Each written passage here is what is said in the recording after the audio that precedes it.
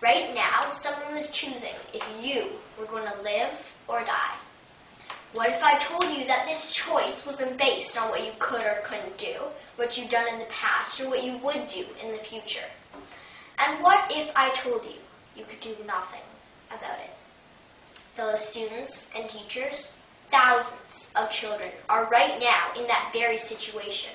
Someone is choosing, without even knowing them, whether they are going to live or die. That someone is their mother, and that choice is abortion.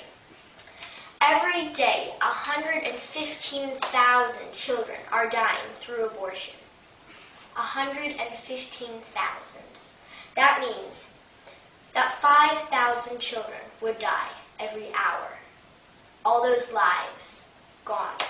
All that potential gone. And all that hope and future gone. Now, I know what some of you might be thinking.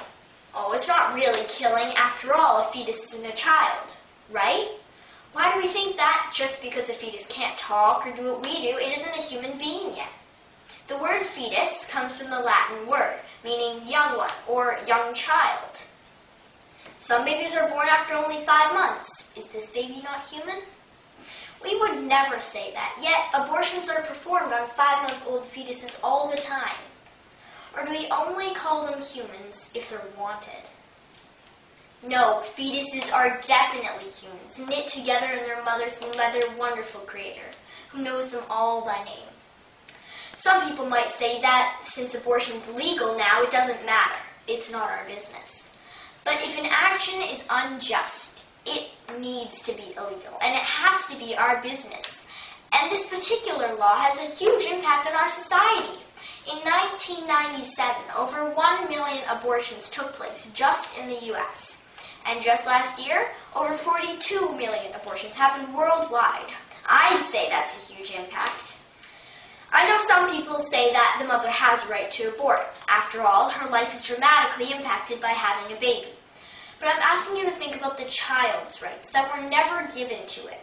No matter what rights the mother has, it doesn't mean we can deny the rights of the fetus. Talking about the mother's choice, the mother may have had a choice not to have unprotected sex in the first place. We must remember that with our rights and our choices come responsibilities, and we can't take someone else's rights away to avoid our responsibilities. At this point, I imagine the age-old question arises. What if the mother didn't choose to have sex? What if she was raped? But let's look at the facts for the U.S. as an example. Only 1% of all American abortions are hard case categories. This includes rape, incest, and the life of the mother being in danger. 1%.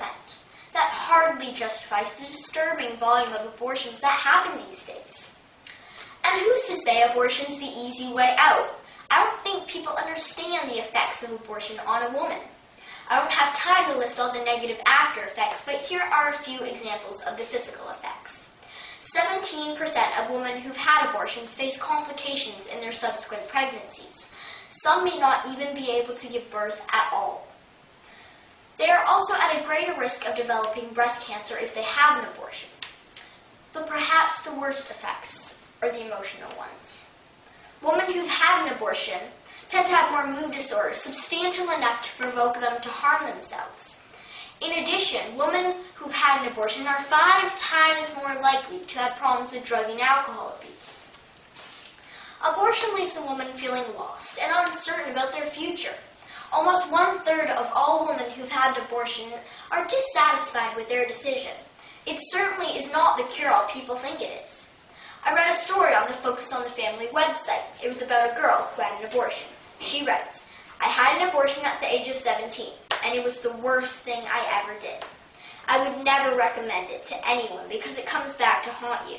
When I tried having children, I lost 3. Something happened to my cervix during the abortion." Sharon Osbourne. Hers is just one of the many heart-wrenching stories that nobody tells these days, and those same ones are the ones that we need to hear about. Thank you for taking time to think about the issue of abortion, to think about the unborn, and to think about the effects of abortion on a mother. If you walk away with anything after this speech, walk away with the words of Horton. You know him, that elephant that risked his life to save that little speck. Remember him and his famous quote. Even though you can't see them or hear them at all, a person's a person, no matter how small. Thank you.